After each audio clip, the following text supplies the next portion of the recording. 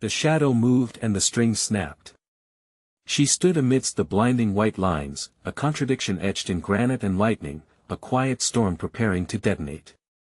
This was not merely a tennis match, it was an exorcism, a confrontation with history itself, played out under the cold, unblinking eyes of the global arena.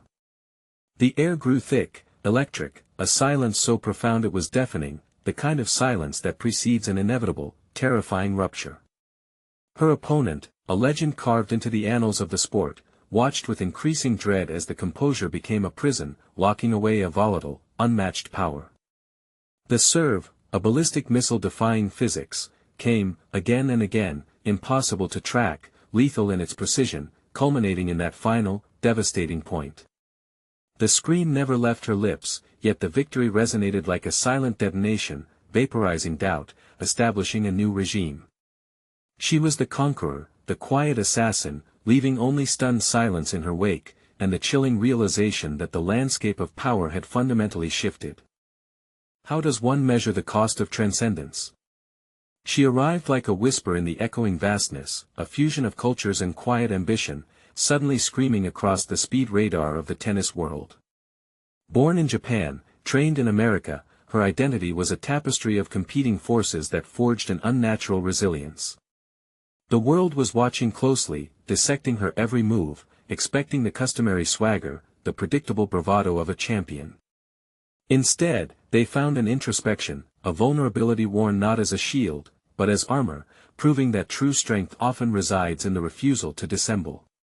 Her initial major victories weren't just wins, they were geological events, rapid ascensions to a peak few had ever touched, achieved through a baseline game so relentless, so overwhelmingly powerful, it felt unfair, almost supernatural. She cultivated a game built on the relentless percussion of the modern hard court, hitting flat, fast, and with a depth of aggression that few could answer, transforming defense into a futile protest against the inevitable.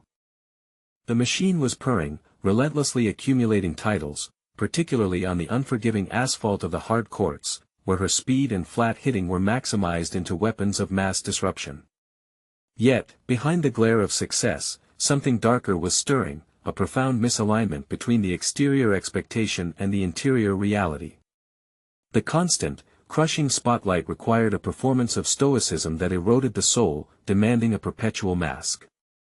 She broke the script, choosing resonance over compliance, admitting the cracks in the facade, articulating the suffocating pressure that turns gilded cages into psychological ruins. This deviation was seismic, a rebellious act in a sport predicated on relentless mental fortitude and silence around personal struggle. The whispers intensified, evolving into a roar of controversy when she chose silence as protest, withdrawing from mandatory media obligations to protect a fragile, overburdened mind. This was not petulance, it was a deeply radical act of self-preservation, throwing a blinding light onto the archaic, often brutal demands placed on elite athletes. She leveraged her platform, not for ego or endorsements, but for the marginalized and the unheard, wearing the names of victims of social injustice, transforming the tennis court into a stark, visible manifesto. This quiet act of resistance spoke volumes, defining a new archetype of the athlete activist, proving that influence could be wielded with grace and devastating clarity. The world gasped, some in outrage, most in reluctant admiration, watching a champion choose humanity over mandated perfection. Imagine the crucible, the glare of the stadium, the millions of eyes, the expectation of invincibility. It demands a sacrifice of self, a complete immersion into the persona of the unfeeling competitor. But what if the greatest victory is reclaiming the self from the sacrifice? She showed the world that exceptional performance did not require the abandonment of complexity or pain, it merely demanded honesty. Her vulnerability became her superpower, an acknowledgement that the battle off the court was often far more formidable than the one fought on it. Suddenly, millions felt seen, their own silent struggles validated by a champion who dared to dismantle the myth of effortless perfection. The racket could smash forehands at 100 miles per hour, but the quiet admission of anxiety was the real, chilling force multiplier, changing the conversation around mental health in elite sports forever. She became the mirror reflecting the universal struggle, forcing the monolithic institutions to acknowledge the psychological toll of greatness. The truly terrifying part is realizing the depth of her control.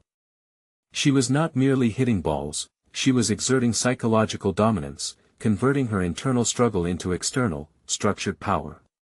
The 4 Grand Slams, achieved in terrifyingly quick succession, were monuments built on composed aggression, calculated risks, and an underlying belief structure that transcended simple talent. She was the one who could stand against the titan of yesterday and remain unmoved, delivering a performance of chilling, clinical efficiency.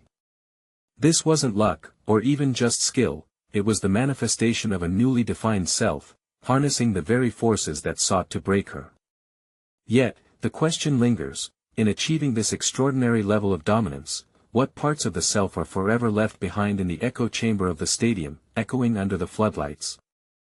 The shadows lengthen now, and the quiet revolutionary stands, having redefined the very essence of sporting influence.